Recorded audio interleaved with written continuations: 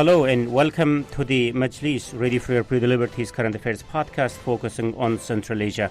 I'm Mohammed Tahir, Ready for Your Pre Liberties media manager and host of the Majlis podcast here in Washington, D.C. A couple of days ago, the European Parliament has released a rare and somewhat strong-worded pointed statement criticizing the recent crackdown against members of civil society in Kazakhstan. The statement particularly notes that the growing pressure and penalization of human rights NGOs, press freedom advocates, and civil society activists by local authorities. Of course, as Ready for Your Pre Liberty, with a large presence on the ground, we don't have to look further to understand the point that the statement was trying to make, as our own colleagues are going through this. But on today's Majlis podcast, we have invited members of civil societies to discuss what is going on, how the growing pressure looks like on the ground, how it is affecting their work. More importantly, what can be done about it. To discuss all these, I'm joined by Yevgeny Zhovtis, the director of Kazakhstan International Bureau for Human Rights and Rule of Law. Yevgeny is joining us from Almaty, Kazakhstan. Marius Fosom, regional representative in Central Asia for the Norwegian Helsinki Committee. Marius is also joining us from Almaty, Kazakhstan.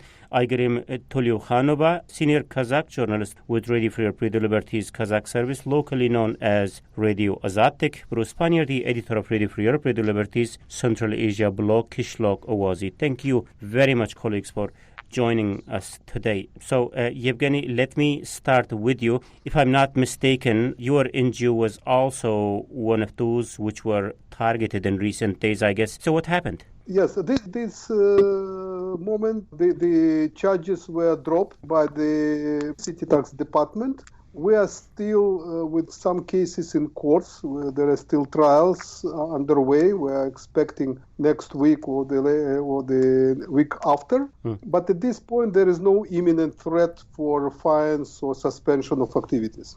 So what was your assessment of what they were trying to do here? It looked like there were several factors which are making their input in all this story. First of all, of course, I think that they want to check the foreign funding for the NGOs in Kazakhstan, because more than 20 NGOs were involved. They try to look where this foreign funding is channeling to, whether it is channeled to the opposition or protesters or some other people. They want to check that because of the coming elections. The parliament election took place in January, on 10th of January, and in November, December, they tried to look into this foreign funding. Secondly, of course, it's the events in Belarus and Russia, because they think that all these events and all these certain kind of uprisings are supported by such NGOs as ours, and that they are supported through the foreign funding. And finally, they are looking to the growing, let's say, protest activity. More and more people are raising their voices, more and more activism is inside the social networks. All this together bring them to the need to crack down on the most prominent and most outspoken human rights organizations dealing with this political rights and civil freedoms. Interesting. Yevgeny's NGO, Marius, I'm coming to you. Yevgeny's NGO is not the only one going through this lately. What about the other NGOs? Please tell us the nature of the pressure and how those pressures are ending up or ended up.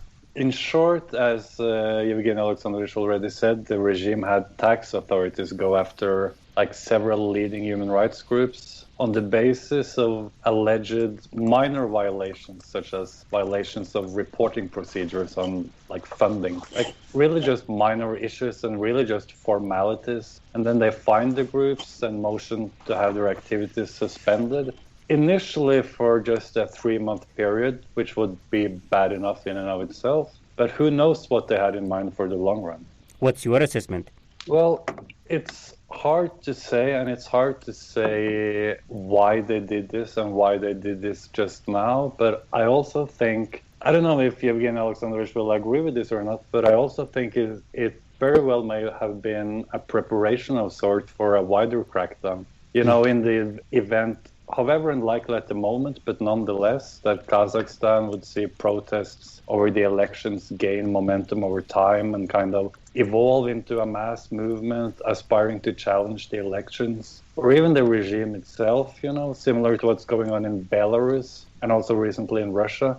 I don't think this is a very likely scenario at the moment, at least. But, the state certainly fears it. And they're watching what's going on in Belarus. And with the country's human rights community disabled, their activities suspended, it would just be so much easier for authorities to crack down on and contain mass protests, as there would be no human rights defenders, say, getting in their way. There would be no one to provide legal aid to the thousands that authorities would have to detain in order to contain such protests. I would not be very surprised if authorities were thinking also along these lines when deciding to go after human rights NGOs. Interesting. Of course, we are going to talk about this big picture politics behind their actions and reactions. Before that, feel free to both Marius and Yevgeny to jump in. It looks like to me so far from both of your comments, pretext that the authorities are using to put pressure on NGOs seems to be tax related. Is it the way we should understand it? There is nothing else that they are bringing up? The problem is that it's not about the taxes at all. They're using the legislation which was introduced in 2016 about the reporting about foreign funding. It's typical informational forms you have to fill in and to provide to the tax inspections, because they are responsible for these forms to be treated. And as a result of that, this is absolute informational forms which they use as a pretext with some kind of minor discrepancies or something like that. There is no any evasion, there is no any crime, there is no money spending for the wrong purposes. And it's not about the taxes at all. It's only the reason to go after. And I agree with Marius that they are looking for these human rights organizations because they have already cracked down on civic activists and some political groups. And they are looking to any institutionalized civil society organizations which are providing certain legal aid or providing information or raising the issue of political prisoners. And because of all these events in Belarus and Russia, they think that it should be put under control. They should be frightened in certain way. They should be signaled that the authorities could do anything they want. And they use absolutely minor things to bring is to the level of possible suspension or heavy fines. Any NGOs so far being suspended? I mean, in your case, the case was dropped, and I guess your NGO is back in action, right? I mean, are there any other NGOs whose activities were suspended because of recent crackdown or something? There were 3 organizations which activities were suspended and fined, including mine, and all the charges against all of them were dropped. But it was clearly at the same day, on 4th of February. But it was clearly because of the international pressure, because of some kind of different attention, and even some kind of tweets from the U.S. Embassy, statement from the spokesperson of the European Union. Probably it related to this kind of stepping back. Right. But still. Right. I'm sure we are going to skip so many names today, but since it is close to home, let me also draw, Aygrim, your attention to 2 other NGOs which were apparently the target. They are, I guess, one is called MediaNet and the other is Media Center. They were also summoned along with Yevgeny's NGO in recent days. Anything came out from those cases? As far as I know, in one day, authorities dropped most of the cases against a dozen of NGOs that were working in the field of human rights and monitoring of elections and preparing different reports on these activities. So right now, I think I'm not really sure, but I think it's just that the cases are dropped and NGOs are not really sure what they can continue to do, what is allowed to do. And I think that's what authorities actually try to achieve with their actions. They wanted to scare these NGOs and activists so that they won't be too outspoken next time, because they fear that more and more people noticing many changes in society and they want to put like a iron fist on it. On press freedom, I was looking into Human Rights Watch's report, which was recently released, and there was also mention of press and independent media there. So, Aygrim, you guys have dozens of local reporters on the ground. How they and you have been feeling this pressure? Of course, many independent journalists, they do feel a lot of pressure, especially if their organization is does not have a lot of resources such as lawyers or certain kind of legal advices from media lawyers, and also just a regular physical protection. And I've seen many of Azatlık journalists were constantly harassed and monitored and even detained. But regarding the recent case, you mentioned MediaNet. They actually have raised some concerns because they have their own project called factcheck.kz. Because they were told to suspend their activities, they were also fearing that their project will be finished, because you cannot obviously suspend a media project for 3 months. The whole audience will be gone already to other media sources. So I think that it would be a very serious case if they would have to close this media source, because it's really important to fact check different political statements of politicians in Kazakhstan and deputies, and also different crazy conspiracy theories that became rampant during the pandemic and before the pandemic. And they actually do a lot of great work on that. Right. Bruce, let me bring you in here. It looks like over the past 1 or 2 months has been the toughest for the NGOs, civil society activists, but were there any sign that it was coming to this conclusion, coming to this destruction? Well, I suppose you had to assume that they were going to do something ahead of elections. I mean, let's face it, since Nazarbayev stepped down and Toqaev came to power, there's always been a problem with protests or demonstrations, and they have addressed this, in the run-up to presidential elections, when opposition groups, specifically Ablazov's group, will call for demonstrations or something, they'll go out and detain activists ahead of the date. So they've been not rehearsing. I mean, this is actually just part of their whole policy now, is to try to cut these things off in advance. So there was always the signs that something like this was going to happen. Yeah, thank you, Bruce. It's very interesting the way you put this. Also, our friend Mira Rittman of Human Rights Watch, she couldn't join us today, but in her recent report, she was particularly concerned about the latest attacks on the freedom of associations in Kazakhstan, and the size and the scope of harassment and the way in which the authorities are carrying out their actions so bluntly. So, what stands out in all these? I kind of opened the lid for a big question here. Maybe I should take a short break and then continue the conversation about these actions and some of the possible long and short-term implications of latest developments. So yes, let's continue the debate in those lines very shortly.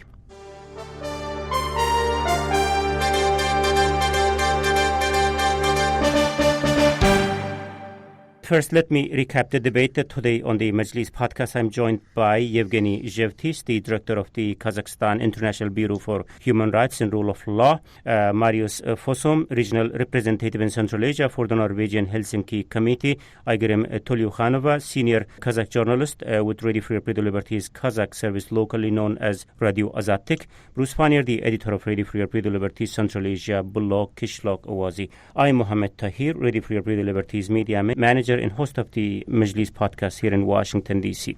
And we are discussing the latest wave of crackdown against civil society and NGOs in Kazakhstan.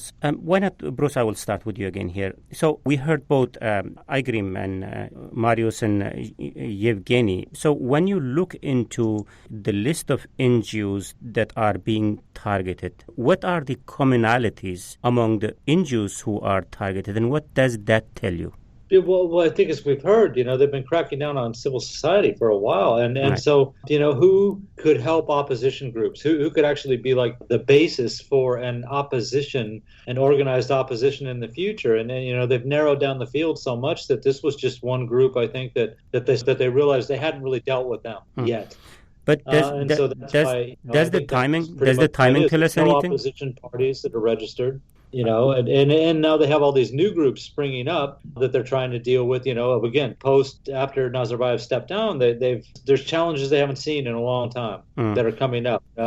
People questioning decisions of leadership and who's in the leadership itself. So they were looking for anyone who could possibly give more oxygen to the rumblings, the grumblings of the people who are unsatisfied with the way the situation is evolving right now. Earlier, Yevgeny was talking about, Bruce, in terms of the timing, referring to elections or something. Does the timing tell you anything behind these crackdown? I mean, what the objectives might be? clearly that was it. They understood that elections would be one time when they could see a lot of pushback from just even simple ordinary citizens, civil society, different groups who again challenged the government's narrative regularly, and so they were trying to head that off. It's pretty clear that there's a section of society that's just not happy with the way the political situation is panning out. There was a lot of hopes that when Nazarbayev stepped down, certainly years before he actually did step down, there was hopes that when he did go, it would be a big change. And then he kind of half went, not even half went. I mean, he's still there. So,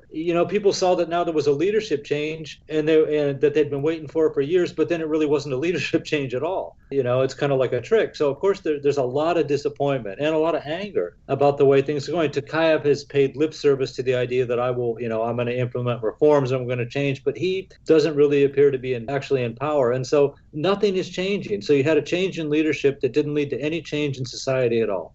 So there's a lot of discontent out there. And anyone who can explain to people that they're right to be unhappy with the situation, why legally they're right to be unhappy with the situation, why, in moral terms, they're right to be unhappy with the situation is perceived as a threat by the authorities. I agree. I wondered your thought on that. I mean, the other point that the Human Rights Watch report was kind of raising is, they were shocked about the scale of this crackdown. And is there anything that we don't know which is driving these actions by the authorities? Yeah, I actually interviewed Mira Ritman, who is unable to join us today. I interviewed her for the article for Azatlık.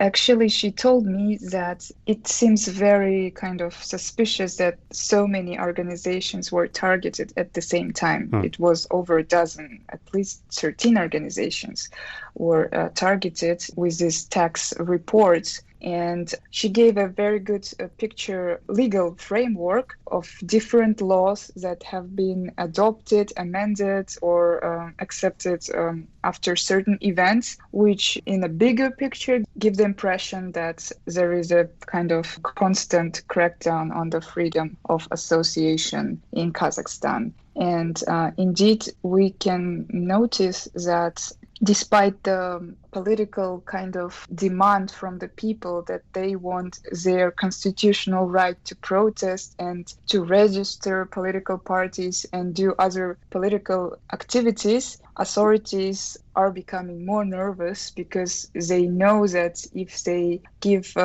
maybe just a little bit of opportunity to do that, people will demand even more and more, and probably that's not a good thing for them.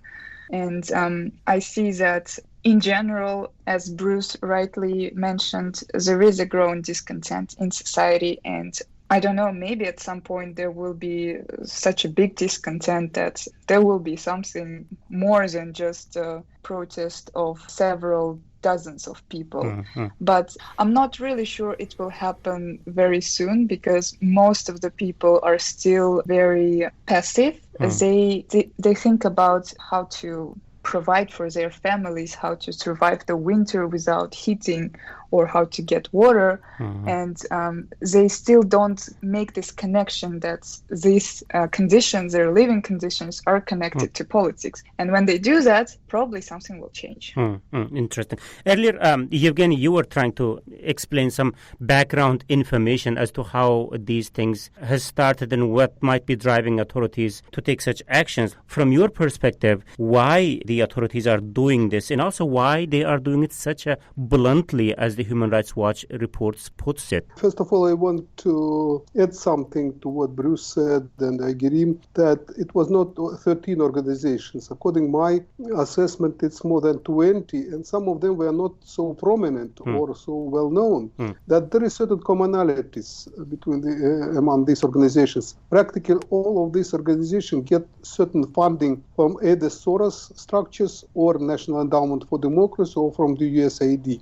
It means that it looks like they consider this funding from US or from US-based organizations, keeping in mind their conspirological theories and their experience looking at Ukraine, I don't know, at Belarus, at Russia. They see this funding as a threat. And they want to check where this funding is going to and trying to look at that, because I have a lot of meetings with the U.S. embassy here and with some people from USAID, which we are very concerned about such kind of very clear link between their funding and the attack on these civil society organizations. Yevgeny, is it your own assessment that they are targeting those organizations which are getting some sort of funding from the US-based organization, or the authorities clearly say that this is the case? They did not say that, but it was clear that most of these organizations I was talking to and which were exposed to this type of examination and then pressure, practically all of them were the grantees of either National Endowment for Democracy or OSF, Open Society Foundations, or getting some funding from USAID.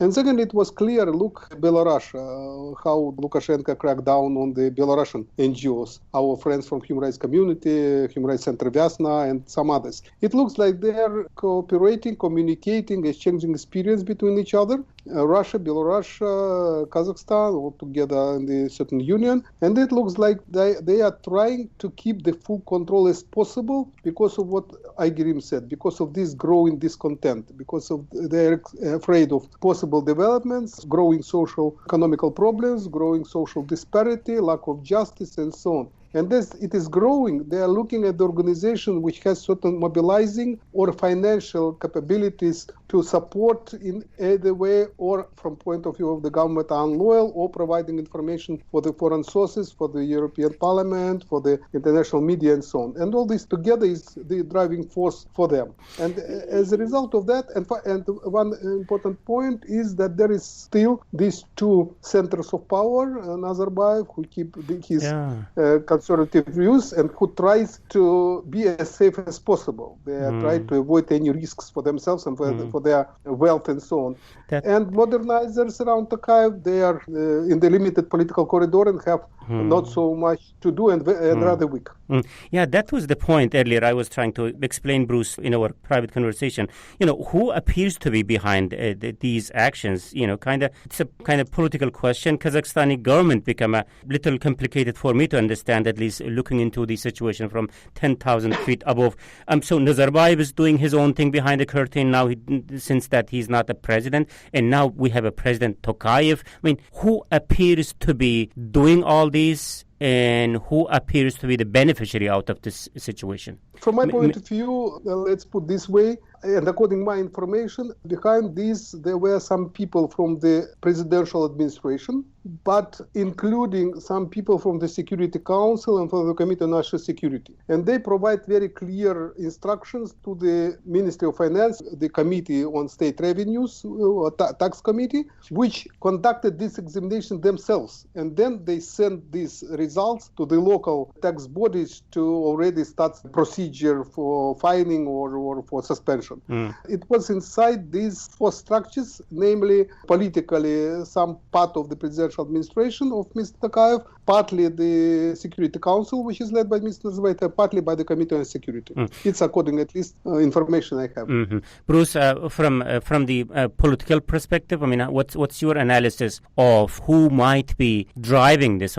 As we discussed, Nazarbayev is there sitting, having some influential role there, and Toqaev is the president. What I'm trying to understand here is, yes, all these are happening, and it's happening over the past couple of months in some organizations like Human Rights Watch report I referred to earlier. They find it shockingly blunt. So politically speaking, who appears to be benefiting from all these? And that's how I'm kind of trying to understand who might be behind it. Obviously, Evgeny knows more specifically who's involved. More generally, all I could say is, you have an entrenched elite there, business elite and a political elite that are there, and they've made themselves quite comfortable in Kazakhstan over the years. And why would they want any change at all? So, they're just trying to neutralize or at least hold at bay as much as possible any potential challenge their situation, as it has been for many years and as it is now.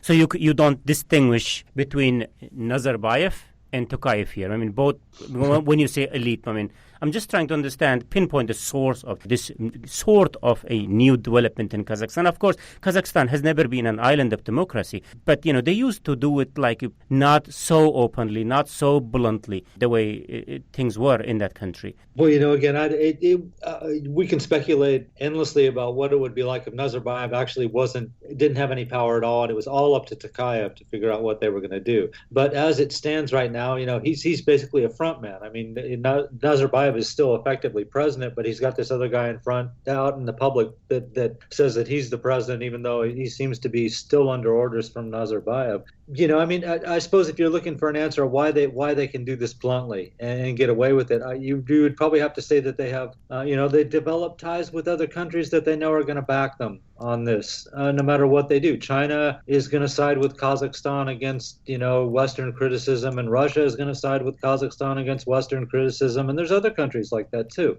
So it's not so difficult for whoever's in charge and whoever's giving the orders to understand that there are going to be repercussions from European countries and the United States, but in the meantime they have solid alliances with these other countries that will side with them if there's problems. Interesting.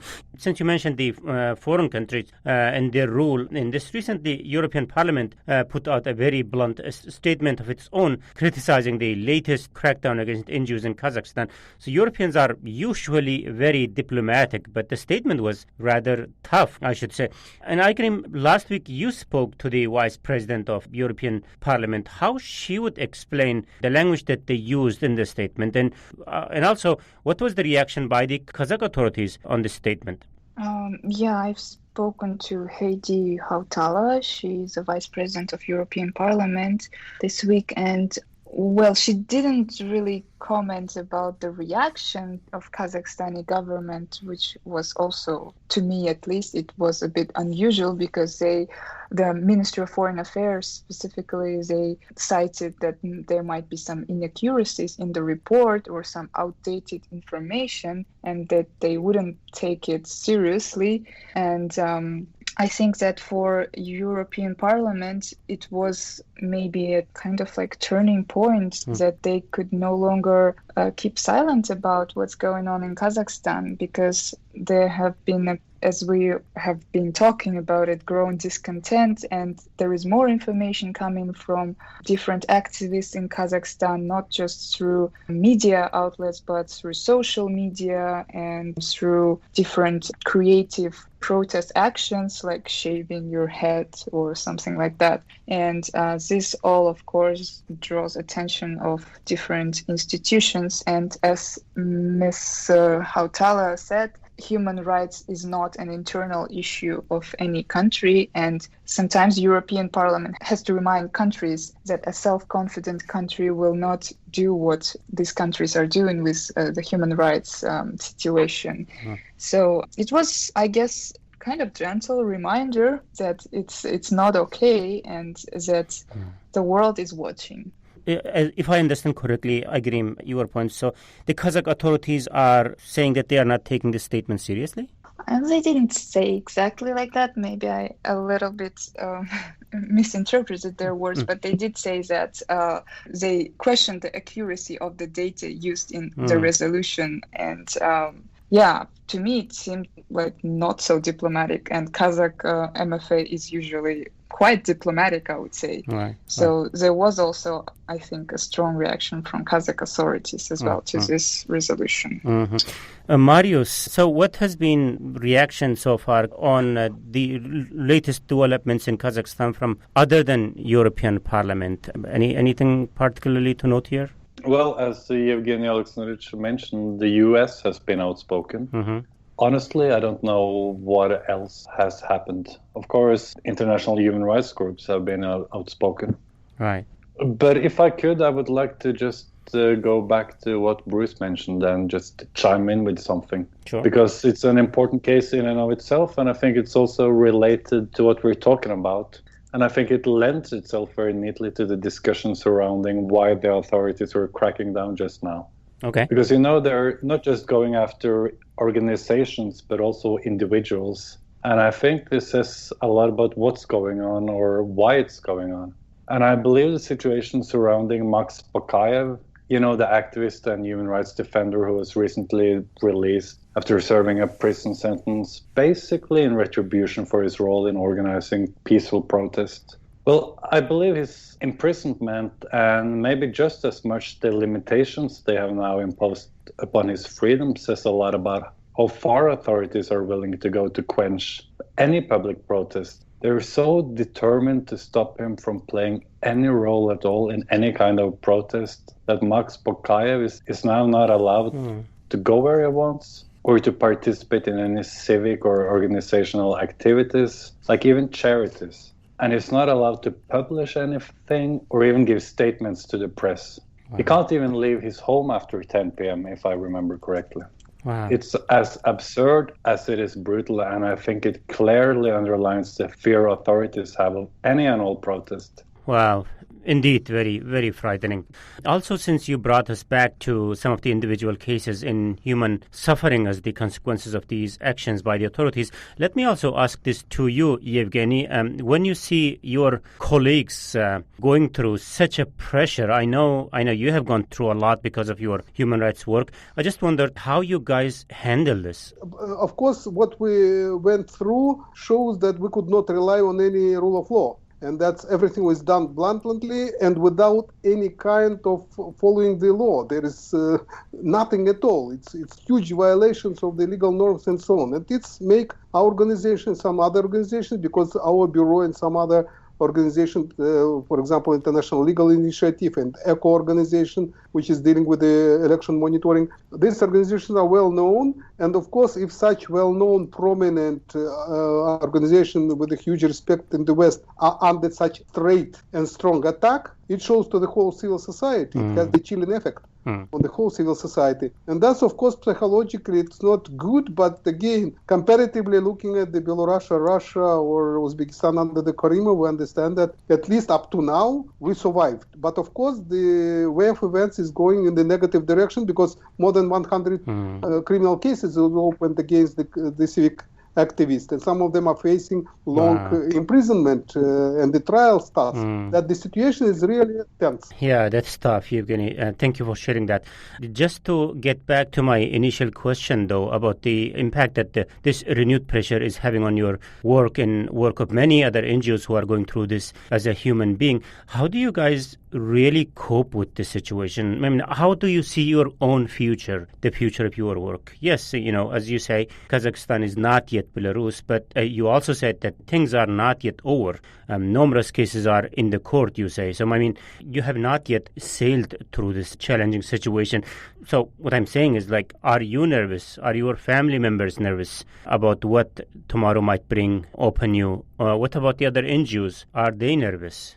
I think that everybody are nervous because now we are absolutely the hostages of the political development. And it's absolutely unpredictable. On one hand, we have this growing discontent and we're close to the spring and to the summer when usually the protest activity is much growing. But on another hand, we have these authorities who are very afraid, very scared, and some of their actions are clearly hysterical because it looks like they are, cracking down whether they see any even potential of some mobilization or consolidation potential. And this is a serious problem. You are, besides anything else, you feel yourself uncomfortable because you couldn't predict anything. You don't know how and when and in what direction this political development will go and how it will influence your organizations, your staff, and your civil society groups.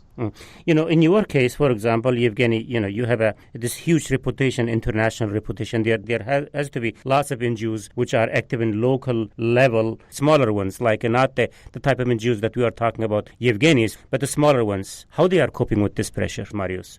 Well, obviously they're highly concerned. But thankfully, the authorities elected to step down, at least for now, because the international attention was just looking to be too costly for their international reputation. But going forward, what can be done about this? I mean, so that this does not repeat again. I will jump. I mean, what is useful? Your sort of message to international community or anyone who can do anything about this situation. So what they can do about so that this situation not to get repeated. I think, again, to keep on pressure and to say the right messages, that it will damage the reputation, the image of the country, and their ambitions on different levels of the international relations and economy. If it will be very clear signals, I hope that they will decide that it is too costly for them. If it will be not, there will not enough attention to that, and there will no ongoing pressure and ongoing signaling. I'm not sure that they will not repeat it again because they are looking at their internal challenges and they are looking how to keep everything under the full control. Good. It's been a very fascinating conversation. Bruce, is there anything I'm missing? And otherwise, we need to be concluding discussion very soon. Actually, just one thing real quick, and it's been mentioned that obviously Kazakhstan is watching what's happening in Belarus and Russia, Right, but yeah. and people have mentioned that before, and just to kind of draw that out a little bit more, okay, right? They have similar systems of government, so this has got to be a little bit worrying for people in Kazakhstan. But more than that, these are the three core countries of the Eurasian Economic Union, and they've been hanging together for a long time. So that when Kazakhstan looks and sees that its two partners in this organization for well over a decade are having these kind of problems, that's got to worry a lot of people in government, and they're probably making a lot of wrong decisions because they're nervous. Interesting point. If we have to end the conversation here, so where our eyes should be going forward? I mean, where this thing goes in the future? I agree, as a journalist, what you will be watching?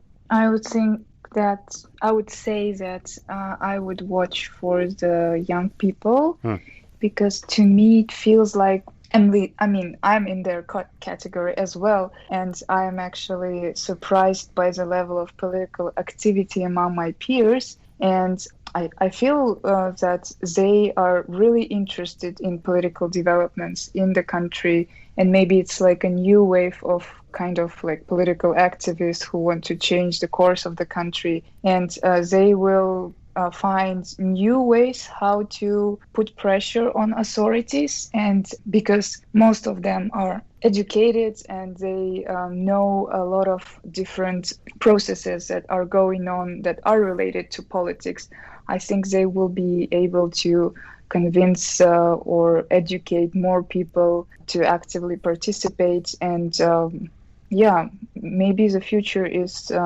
in the young activists who are getting into these powerful positions as well, maybe not in the government, but in some other areas, and through social, economic projects, they can make a difference. Okay, on that, maybe Marius, as you mentioned a little bit earlier, now that after a very couple of eventful weeks, I should say, authorities sort of slowed down, at least for now, after, I guess, as you rightly mentioned, after international outcry, I guess. So what the future holds? I mean, where your eyes will be? Well, I certainly agree with what Aygerim said. But I will be watching very closely how authorities relate to civil society groups. Because if authorities had gone through with suspending the activities of these groups, I'm pretty sure they would have gone after other rights groups too, and rather soon. And this, of course, would mean that there would be no one to defend the rights of victims, no one to defend fundamental freedoms at all. And then who would they go after next? Probably the legal profession, my guess. And Kazakhstan has, let's say, challenges in terms of independence of courts, rule of law, and so on. And what checks and balances there are, or I should say probably what protection against injustice there may be in Kazakhstan, is to a large degree provided by civil society. And it would be a very dark scenario indeed for Kazakhstan if authorities were to tear all this away. So that's where my eyes will be. Interesting. Yevgeny, what about you?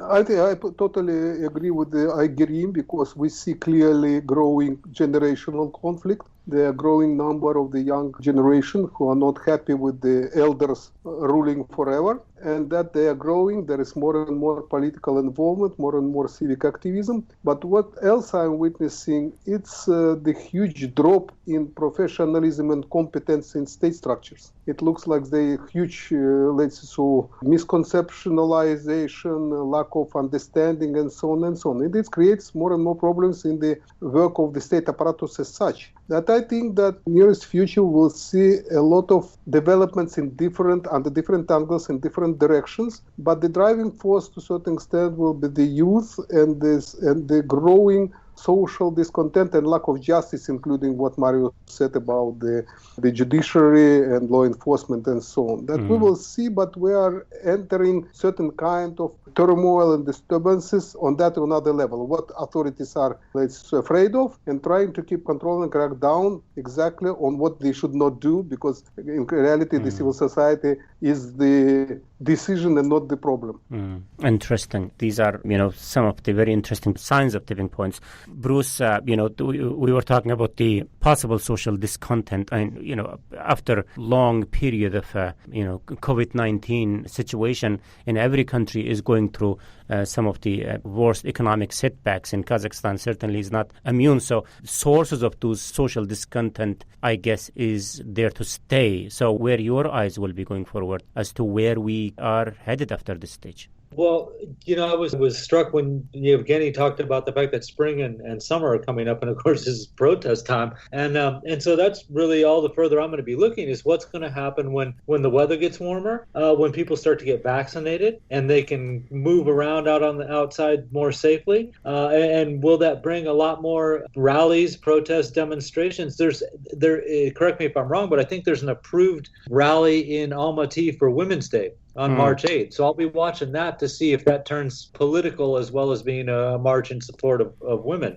But that might only be the first of many, many kind of rallies, sanctioned, unsanctioned, to follow once, people have been cooped up for a long time. And you see it's not just Kazakhstan, but all over the world that when they get a chance to get out, a lot of times things get pretty crazy pretty quick. Right. The United States, certainly. So, it'll be interesting to see what happens when people feel safe in terms of health care, and also the weather's warmer, and they get a little bolder and decide they're tired of being at home and they want to get out, and they've had enough of the system, and everything kind of combines for demonstrations, protests in the coming months. Right. Okay. Sure, very briefly, Marius. Yes. Could I just add to that there is an approved demonstration against corruption in Uralsk on February 28th as well, which will be interesting to follow. Interesting. When we talk about Kazakhstan in these, terms, we end up speaking about mostly Almaty and Astana. But that's interesting with the point that you brought in, Marius. Okay, thank you very much. With this, unfortunately, we have to conclude the discussion here. So, Marius Fossum, Regional Representative in Central Asia for the Norwegian Helsinki Committee, thank you very much for joining us. And also, big thanks goes to Yevgeny Zhovtis, the Director of the Kazakhstan International Bureau for Human Rights and Rule of Law, Igrim Tolyukhanova, Senior Kazakh Journalist with Radio Free Europe, Radio Liberties Kazakh Service, and Bruce Pannier, the Editor of Radio Free Europe, Radio Liberties Central Asia Blog Kishlok Owazi. Thank you again, colleagues, for joining us today. And this is from me, Mohammed Tahir, Radio Free Europe, Radio Liberties Media Manager and host of the Majlis podcast here in Washington, D.C. Until next week, bye-bye.